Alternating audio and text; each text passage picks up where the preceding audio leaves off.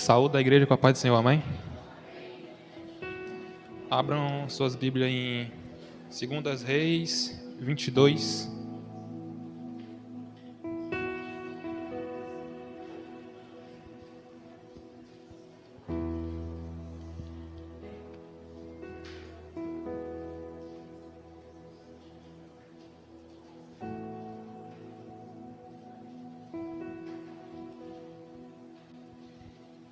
Segunda Reis 22, a partir do versículo 11.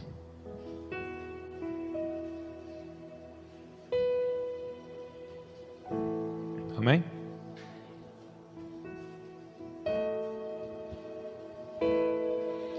Vai ser uma leitura um pouco extensa, mas é necessário. Diz assim no 11: Quando ouviu as palavras do livro da lei, o rei rasgou as suas roupas, então deu ordens a Ilquias, o sacerdote, a Aicão, filho de Safã, a Aquibor, filho de Micaías, a Safã, o escrivão, e a Asaías, servo do rei, dizendo: Vão consultar o Senhor por mim, pelo povo e por todo Judá, a respeito das palavras deste livro que foi encontrado, porque é grande o furor do Senhor que se acendeu contra nós, porque os nossos pais não deram ouvidos às palavras deste livro, para fazerem segundo tudo o que está escrito a nosso respeito. Então o sacerdote Ilquias, Aicão, Aquibor, Safã e Asaías foram falar com a profetisa Uda, esposa de Salum, encarregado das vestimentas da casa do Senhor, filho de Tikva, filho de Arás. Uda morava na parte nova da cidade, em Jerusalém. Eles lhe contaram o que havia acontecido, e ela lhe disse: Assim diz o Senhor, o Deus de Israel: Digam ao homem que o enviou a mim: Assim diz o Senhor, eis que trarei desgraça sobre este lugar e sobre os seus moradores, a saber, todas as palavras do livro do rei de Judá leu.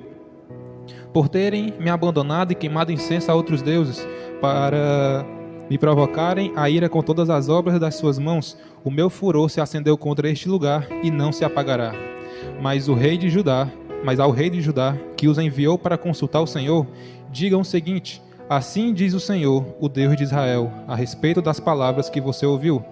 Visto que o seu coração se enterneceu e você se humilhou diante do Senhor, quando ouviu as ameaças que fiz contra este lugar e contra os seus moradores, que seriam objeto de horror e maldição, rasgou as suas roupas e chorou diante de mim. Também eu ouvi a sua oração, diz o Senhor. Por isso deixarei que você morra e seja sepultado em paz, e os seus olhos não verão todo o mal que trarei sobre este lugar. Então eles levaram esta resposta ao rei. Fechamos nossos olhos. Senhor Pai, obrigado, Pai, por mais uma oportunidade de estar aqui no Teu altar, trazendo aqui a Tua palavra, Pai. Que eu possa ser uma ferramenta usada pelas Tuas mãos, Pai. Que a palavra que sai da minha boca seja o Senhor falando, Pai. Em nome de Jesus, Senhor. Que pessoas aqui possam entender a mensagem de hoje e sair daqui, Pai, com algum objetivo, Pai. Em nome de Jesus, Senhor. É isso que eu te peço, te oro e te agradeço. Amém. Bom, aqui o texto fala sobre o rei Josias. Ele é o rei de Judá. Ele é pouco mencionado nas pregações de alguns pregadores, mas tem uma história muito interessante para nós pegar de ensinamento. Aos 8 anos, ele assumiu o reinado de Judá. Então, ele com 8 anos de idade, ele pegou uma responsabilidade muito grande. E o seu pai, e também alguns reis antigos, eles eram reis ímpios. Eles não seguiam o que a palavra de Deus mandava. No seu 8º ano de reinado, ele começou a seguir o rei de Davi, porque ele também é da linhagem de Davi. Ele começou a seguir o Deus de Davi, na verdade. Começou a seguir o Deus de Davi e percebeu que o seu reino estava indo ao contrário do que Deus queria que ele fizesse, que o povo fizesse. Então, por conta disso, ele começou a derrubar estruturas que adoravam outros deuses, começou a derrubar esculturas, e com isso ele começou a dar uma certa destruição lá no reino. No seu 18º ano de reinado, ele foi reparar o reino. E nessa de reparar o reino, um dos seus servos, ele acharam um livro que se chama o Livro da Lei. Muitos historiadores acreditam que seja o Deuteronômio, por conta que ele tem tanto a lei como a punição de quem não segue essa lei. E lá no versículo 11, no 8, na verdade, o Ilquias, ele acha esse livro, mostra para Safã esse livro. O Safã leu todo esse livro e percebeu que as coisas estavam erradas. Logo, o Safã correu para falar com o rei e leu todo esse livro para o rei.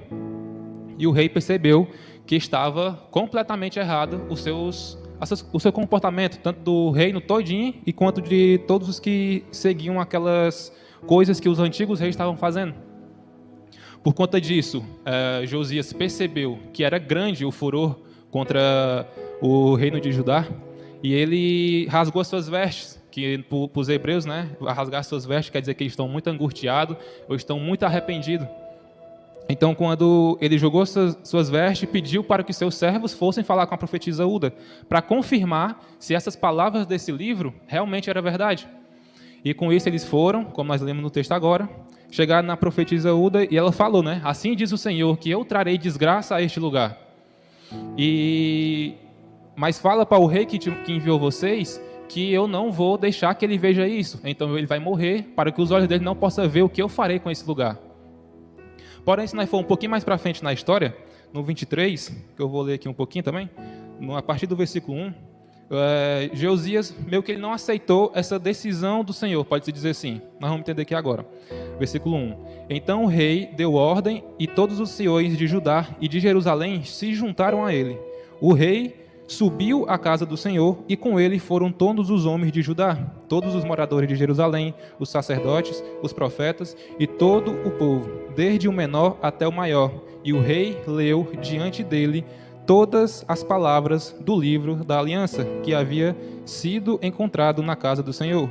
O rei se pôs em pé, junto à coluna, e fez a aliança diante do Senhor, para o seguir, guardar seus mandamentos, os seus testemunhos e os seus estatutos, de todo o coração e de toda a alma, cumprindo as palavras desta aliança que estavam escritas neste livro. E todo o povo concordou com esta aliança. Então, quando o Josias ele descobriu que Deus estava irado com o povo, o que ele fez? Ele rapidamente juntou todo o povo e falou, leu todo o livro, claro, e falou, se a gente não seguir o que está escrito nesse livro, Deus vai matar todo mundo. Então nós temos que fazer uma aliança com o Senhor, que a partir de agora nós vamos seguir seus mandamentos, vamos fazer os comportamentos que Ele quer que a gente faça e seguir todas as suas leis. Então o povo, obviamente, não queria morrer, foi lá e seguiram. E dessa história aqui eu dei um contexto para vocês entenderem o que eu queria falar. E eu quero tirar 2 ensinamentos desse texto. O primeiro é sobre o que a falta de conhecimento pode nos gerar. Hoje eu quero falar sobre conhecimento, sobre a gente adquirir conhecimento. Então, o que é que a falta do conhecimento pode gerar na nossa vida? Aqui, pelo texto, vemos que pelas pessoas terem abandonado o livro da lei, terem abandonado o conhecimento que Deus deixou para eles, os outros reis antigos, né, que tinham abandonado também, então já foi algumas gerações que estavam sem essa lei, estavam sem seguir essa lei. Então, quando a falta de conhecimento fez com que Deus ficasse irado com o povo. Então, quando tem lá o livro lá e você não pratica aquilo que a Bíblia está falando, porque aquele livro não é um livro qualquer, é a Bíblia do Senhor, a palavra do Senhor. Então, o que aconteceu? Eles estavam seguindo coisas erradas. Eles não estavam seguindo a palavra do Senhor. Então, o que eu quero tirar para o nosso contexto pessoal, eu quero falar o que é que a falta de conhecimento pode gerar na nossa vida. Eu quero começar com a área social da nossa vida, a área interpessoal, pessoa com pessoa. Por falta do seu conhecimento, pessoa que está ao seu lado pode estar passando por uma grande dificuldade, pode estar querendo se matar.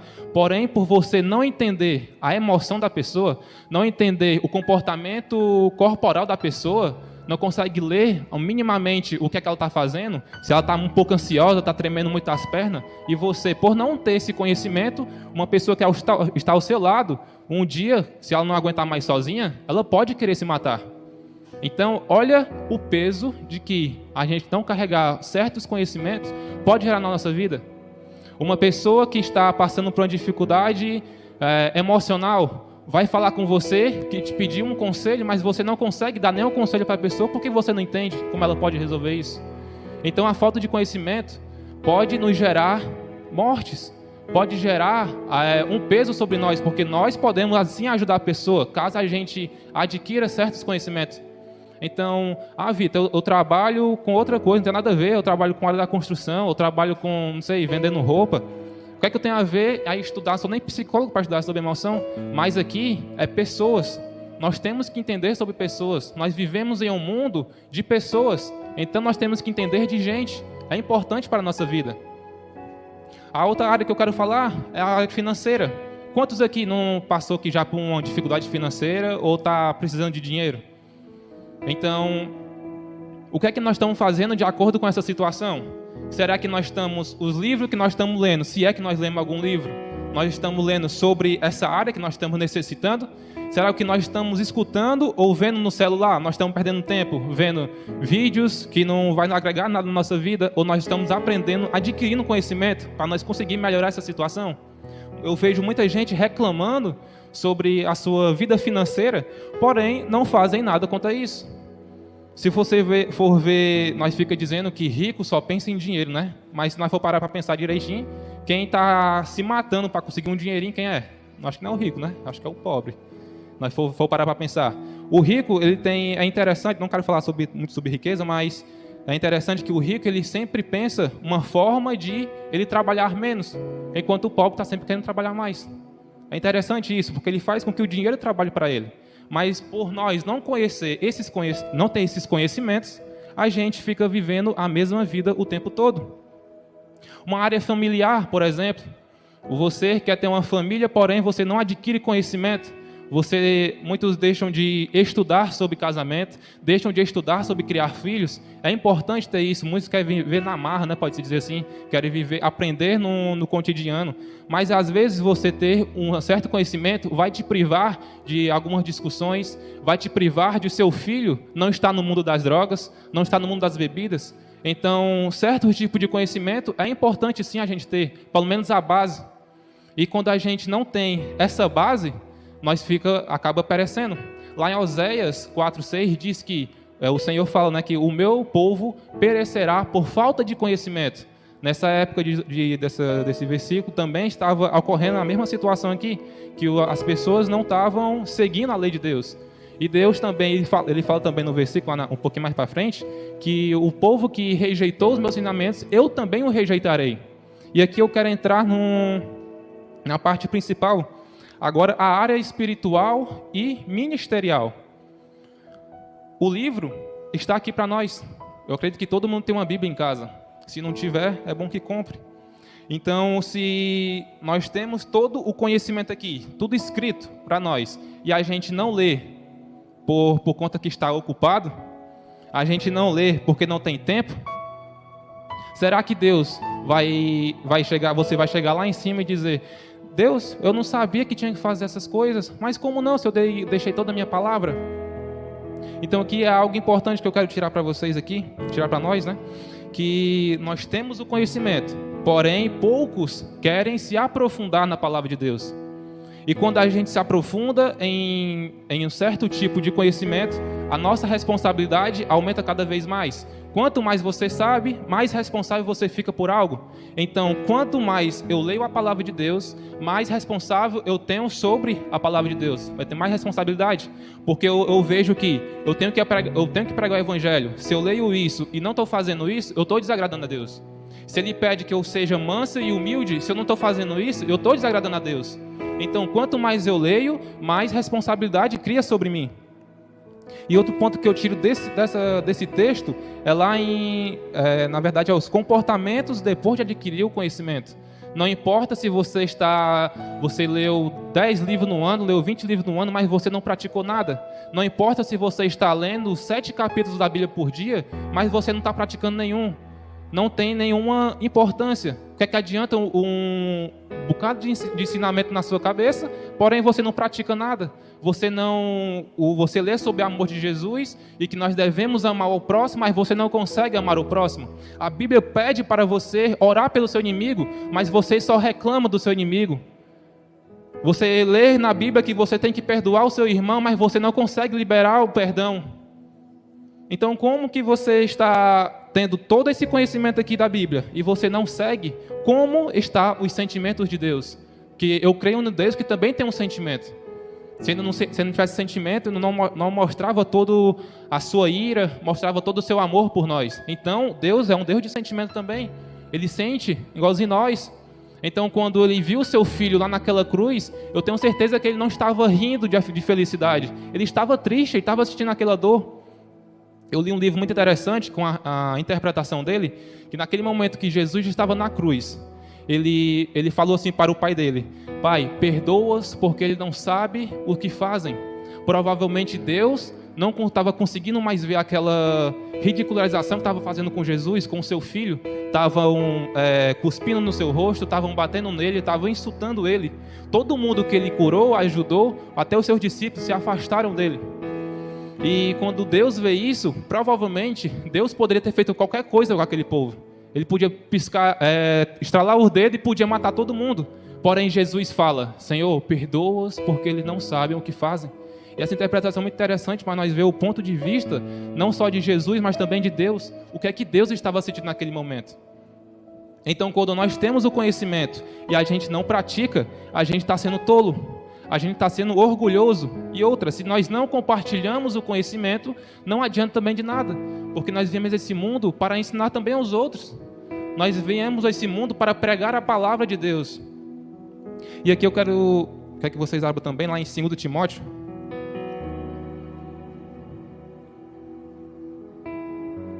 2 Timóteo 3.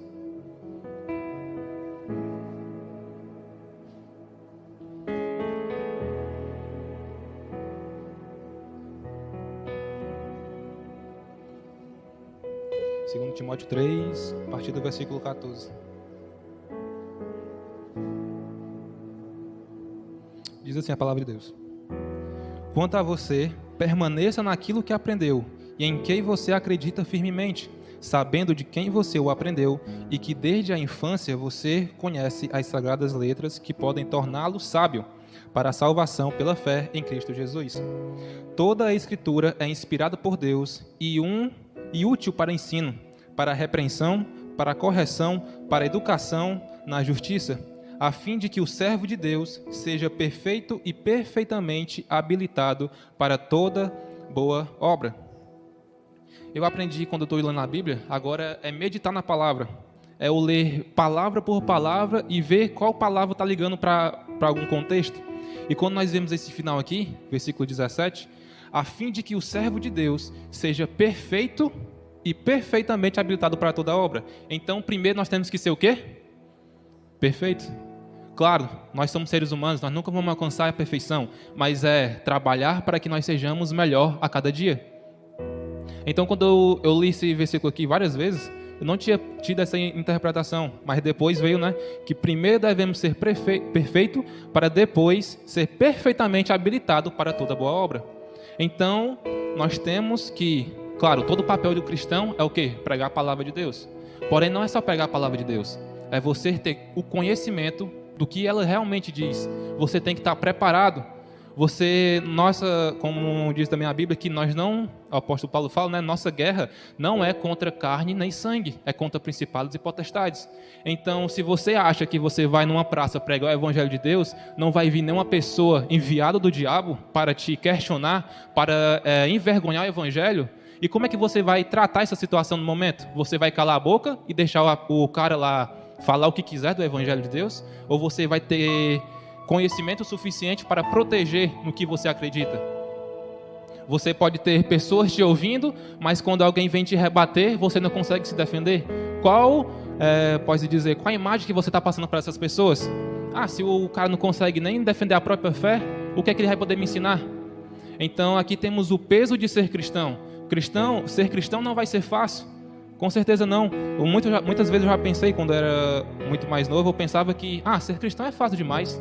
Eu pensava, que eu estou aqui no meu canto, ou as pessoas vão se embebedar, vão fumar, vão cheirar a droga, vão fazer o que quiser da vida, mas quando acorda, está com doença, tem doença nos rins, tem doença no pulmão. Qual é a parte boa dessa vida aí? Eu prefiro a minha. É só vir aqui na igreja, ficar de boa, às vezes eu ia tocar a bateria, dá bom demais. Mas quando eu realmente comecei a ler a Bíblia, comecei a meditar na palavra, eu vi a responsabilidade do que é ser cristão. Ser cristão não é só vir à igreja. Ser cristão é ser igreja fora da igreja. Então, quando você realmente ler a Bíblia, você vai ver que você tem que amar o seu inimigo, você tem que amar quem te magoou, quem te insultou, quem falou mal de você, quem te traiu. E quando nós temos que também ser manso, ser uma pessoa que vive em paz, então nós temos que pregar o evangelho, nós temos que aflorar nosso ministério. Muitos veio para serem mestres, outros para ser pastores, outros profetas, apóstolos e outros para ser evangelistas. Mas nós estamos como apenas frequentadores de igreja. Isso não tem na Bíblia, frequentadores de igreja. Você veio para fazer algo, você tem um propósito na sua vida. Porém, muitas pessoas não buscam o seu propósito. Muitas pessoas estão deixando o seu dom morrer numa cadeira. E até quando nós vamos continuar dessa forma? E também aqui o apóstolo Paulo fala que lá no versículo, deixa eu ver aqui no versículo 11, as minhas perseguições e os meus sofrimentos, os quais tive de enfrentar em Antioquia, Icônio e Listra, quantas perseguições sofri, porém o Senhor me livrou de todas elas. E aqui um pouquinho mais para frente, no 12, fala aqui, na verdade, todos os que querem viver piedosamente em Cristo Jesus serão perseguidos. Então, além de nós ser difícil seguir uma vida como cristão, porque nós temos que o reino de Deus é totalmente ao contrário do que o mundo prega, porque no mundo fala que nós devemos pagar o mal com o mal, já na Bíblia dizem que nós temos que dar a outra face. O mundo fala que nós não devemos precisar se preocupar com o nosso inimigo, é melhor que ele seja preso, que seja morto, mas a Bíblia fala que nós devemos orar por eles, entregar eles na mão de Jesus. Então, quando nós temos esse conhecimento, nós vamos perceber que nós temos que fazer algo. Eu só realmente quis, pode-se dizer que aflorar meu ministério quando eu comecei a ler a Bíblia de verdade, a ler e a orar e jejuar. Eu vi que eu tinha que fazer algo. Então, quando você adquire todo esse conhecimento que tem na Bíblia e você não consegue sentir vontade de fazer algo, não sei, mas acho que Deus ainda não tocou seu coração verdadeiramente.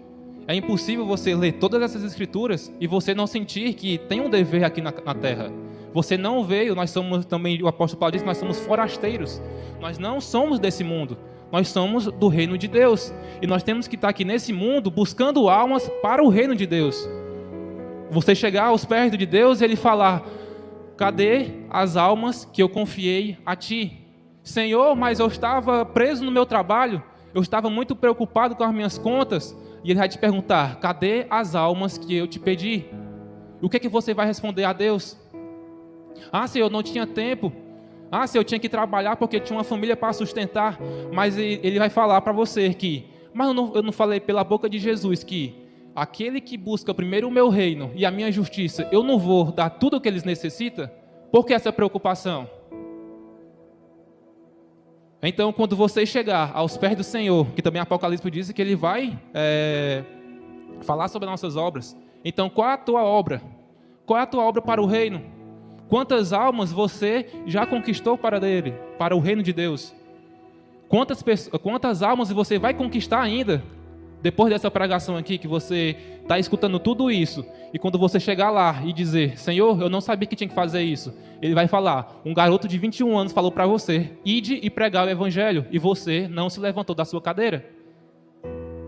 Você consegue sentir o peso do seu comportamento aqui na terra? Você consegue sentir o que Deus quer para o reino de Deus?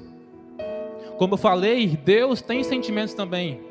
Você acha que Ele está feliz que várias almas estão sendo perdidas no mundo? E quando você chegar lá e Ele falar, filho, eu estou tão triste, eu queria mais almas comigo, eu queria mais pessoas comigo, eu queria mais filhos aqui comigo, porém, eu te dei uma responsabilidade, você pregar e ensinar sobre o amor de Jesus, e você não fez a única coisa que você deveria fazer. Você não pregou o evangelho para o próximo. Você não conseguiu amar o próximo do jeito correto. Você acha que Deus não sente essa dor também? Se coloque no lugar de Deus. Ele te dá uma responsabilidade e você não cumpre. E por você não cumprir isso, almas estão indo para o inferno. Almas estão se perdendo. Você calado, você cristão calado, você mata gente. A sua confissão, o seu testemunho é para libertar almas. Deus vai lhe falar: eu não fiz você passar pelas essas provações todas à toa. Era para você alcançar determinadas pessoas que só o que estão passando agora condiz com o que você passou. Então, a sua confissão de fé iria salvá-las também. Mas nós, como cristãos, estamos com vergonha. Aí você vai dizer para Deus: Deus, eu tinha vergonha de pregar o evangelho. Deus, eu não sabia falar do evangelho. Deus, eu não tinha a dicção para falar do evangelho, não tinha oratória. Aí ele vai te falar: o mundo está cheio de treinamento sobre isso. Você acha que tudo que o humano também conseguiu realizar ali não foi obra minha também? Eu dei muito conhecimento para os humanos também, e os humanos foram ensinando a uns aos outros, mas você não quis aprender. Quando eu cheguei aqui, eu vim a primeira vez aqui pregar, se minha família sabe disso, eu embolava todas as minhas palavras. Então, como é que eu vou pregar desse jeito? Não tem como. Aí eu fui estudar, estudei sobre oratória, estudei o que é que eu deveria fazer para que a minha mensagem seja entregue do jeito correto. Então eu descobri que tinha que melhorar minha forma de falar. Então, claro, eu não estou perfeitamente, mas eu tinha que colocar uma canetinha na boca, começar a falar, ler um livro quase todo, só um negócio na boca para a dicção ser melhor. Eu percebi que eu tinha que me movimentar no altar, eu tinha que fazer uma entonação de voz para alcançar diversos públicos. Se você não sabe, para uma pessoa estar aqui na frente, para alcançar todos os públicos, tem o público visual, tem o sinestésico, tem o auditivo. Então, eu tenho que falar um pouquinho mais alto e um pouquinho mais baixo para eu pegar o auditivo. Eu tenho que me movimentar para pegar o visual. Eu tenho que fazer vocês levantarem a mão, ou cutucar alguém do lado, ou fazer assim com o dedo e falar alguns ensinamentos com seus dedos para pegar o sinestésico. Pessoas aprendem de determinado jeito. Claro que nós não vamos atingir uma pessoa de uma única forma. E também eu já falei com a minha mãe, que ela é professora, que, mãe, os professores ensinam desse jeito, porque muitos alunos estão aprendendo escrevendo, outros aprendem só olhando, outros aprendem só escutando. E será que a educação nos dias atuais está fazendo da maneira correta? Então, o que é a mensagem principal hoje aqui? Muitos falam que pregar é dom. Não, ser mestre é dom, ser pastor é dom, ser apóstolo é dom, ser evangelista é dom, ser profeta é dom, mas pregar o evangelho é uma ordem que Deus fala lá em Marcos: ide e pregai o evangelho a toda criatura. Então, se a partir de hoje você está escutando todas essas coisas e você não sentir nenhum sentimento de se movimentar, Deus vai cobrar isso de você, porque você está adquirindo esse conhecimento hoje.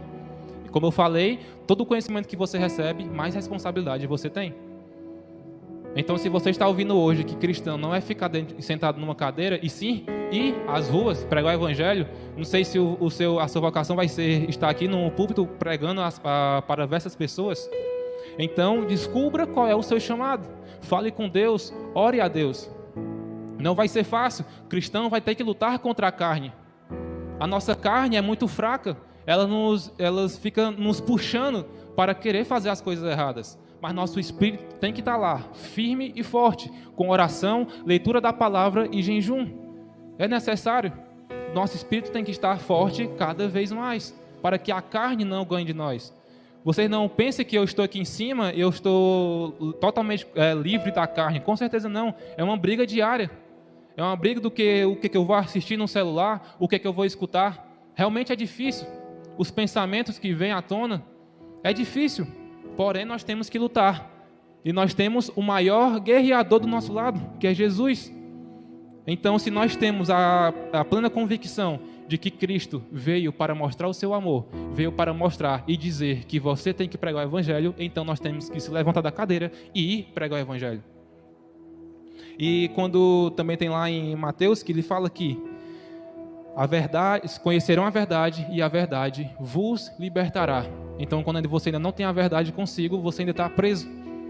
E quando você adquire essa verdade, e a verdade é Jesus, porque Ele é o único caminho, a verdade é a vida, então quando você recebe essa verdade, então você está liberto. Você não está mais preso na ignorância. Hoje você agora tem um conhecimento do que você precisa fazer. Então aqui é a mensagem que eu queria deixar hoje, que a gente devemos se movimentar. Eu estou muito feliz que os jovens estão agora nas quintas-feiras buscando ao Senhor, estão pregando. Por conta que uma pessoa toma iniciativa, um falou com o outro, chegou no grupo, ei gente, bora se reunir para orar. E coisas estão acontecendo, os jovens estão se movimentando, vocês estão vendo. Agora nós estamos na casa de um jovem, depois nós vamos estar em outras. Nós estamos indo e fizemos planos também para ir em alguns cantos para pregar o evangelho.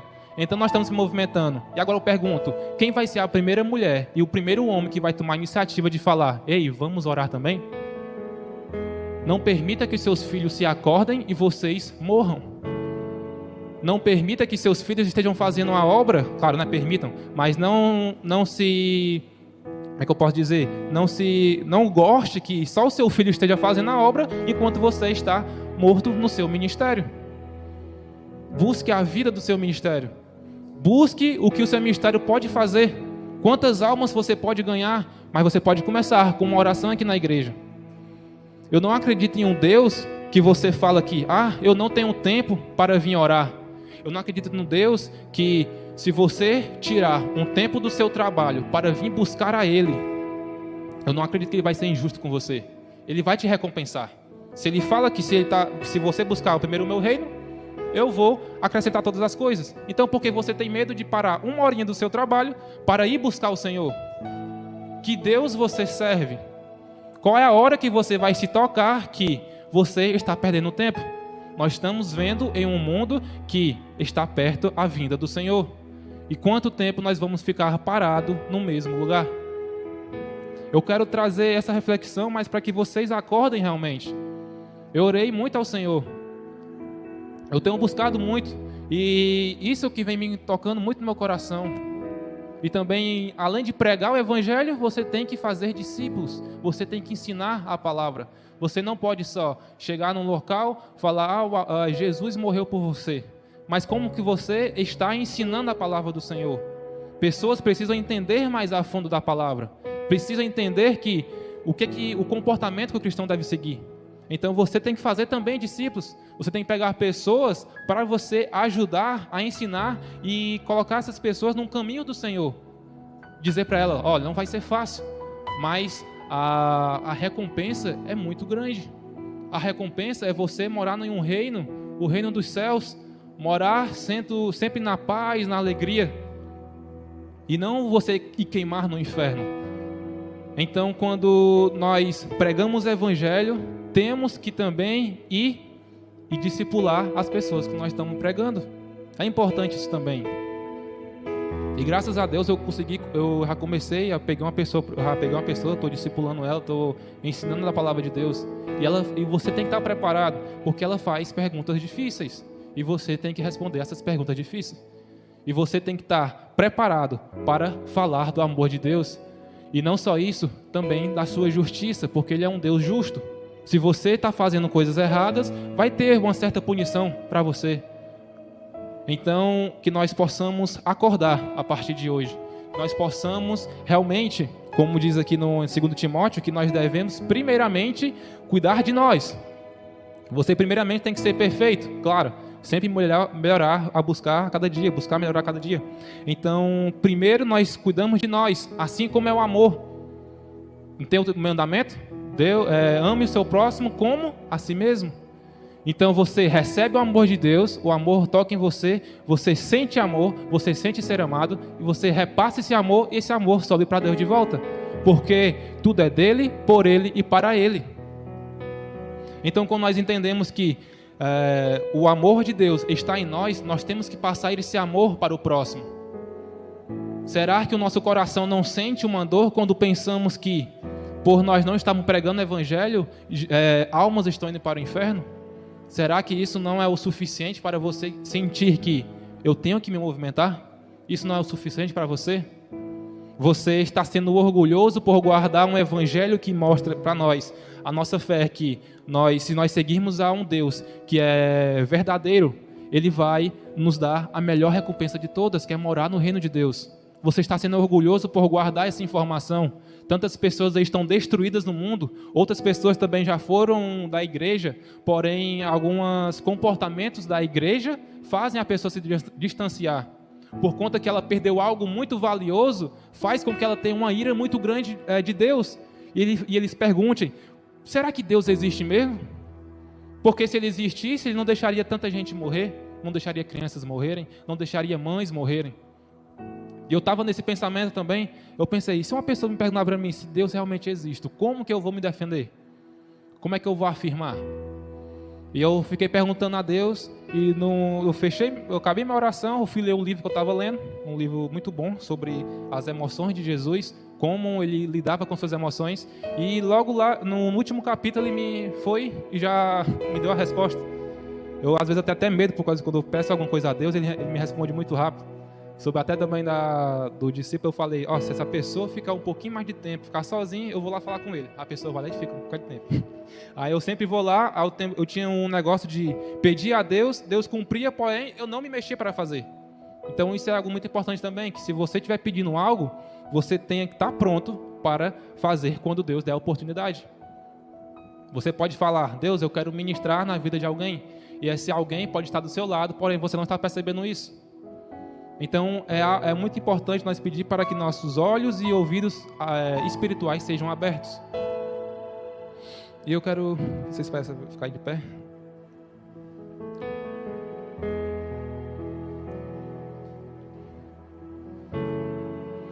Eu espero que essa mensagem de hoje possa fazer com que você realmente acorde para o seu ministério. Se você vai continuar a partir de hoje vivendo a mesma vida que você está vivendo, você vai ter que saber responder as perguntas que Deus vai fazer para você. Qual vai ser a resposta que você vai dar para Deus? Será que o tempo vai ser a sua resposta? Não tinha tempo. As suas preocupações não tinha tempo. A sua família, por conta da sua família, você não tinha tempo. Por conta do seu trabalho, não tinha tempo. Então, que você possa ter esse sentimento de eu preciso pregar o Evangelho, eu preciso fazer alguma coisa para Deus, Ele já fez tanto por mim, então a única coisa que eu posso fazer para Ele é levar almas para o seu reino. Então que a gente possa sair daqui com isso, de que o que é que eu preciso fazer agora. Eu dou um conselho, vá ler a Bíblia, se aprofunde na Bíblia cada vez mais. Comece a meditar na palavra, não queira ler 7 capítulos se você não consegue meditar em um versículo. Se for necessário, comece com um versículo, depois vá aumentando, 1 capítulo, 2, se for necessário. Comece com a sua vida de oração de verdade. Quanto tempo você tem passado de joelhos no chão? Grandes pregadores levam uma vida muito grande de oração. Conheço alguns que, não conheço assim pessoalmente, mas eu já ouvi alguns que eles têm que orar no mínimo 2 horas de madrugada, de joelhos no chão. Tem um que é conhecido, John Wesley, que ele tem na sua parede, já morreu, na sua parede tem um bafo de tanto que ele orava nas paredes. Ele não conseguia viver uma vida sem orar 2 horas ao dia, no mínimo. Então, como é que está a nossa vida de oração também? Devemos começar por ler a palavra de Deus e orar, ter intimidade com Deus. Então, lá em 2 Crônicas 7,14, Deus fala assim para o seu povo: se o meu povo, que se chama pelo meu nome, se humilhar, orar, me buscar e se arrepender dos seus maus caminhos, eu ouvirei dos céus e sararei a sua terra e perdoarei seus pecados. Então, nós temos um Deus em que nós podemos confiar. As meninas, até bateram os textos das meninas, Salmos 91, que nós devemos ter confiança em Deus. Nós temos um Deus que a gente pode sim confiar, independente da situação que você esteja passando. Não sei qual é a dor que você está sentindo, mas você tem um Deus que você pode confiar. Amém? Fechemos nossos olhos. Pai, obrigado, Senhor, por essa palavra, Pai. O Senhor é rico em misericórdia e bondade. Que a gente possa sair daqui, Pai, com um único objetivo, Senhor. Eu preciso melhorar.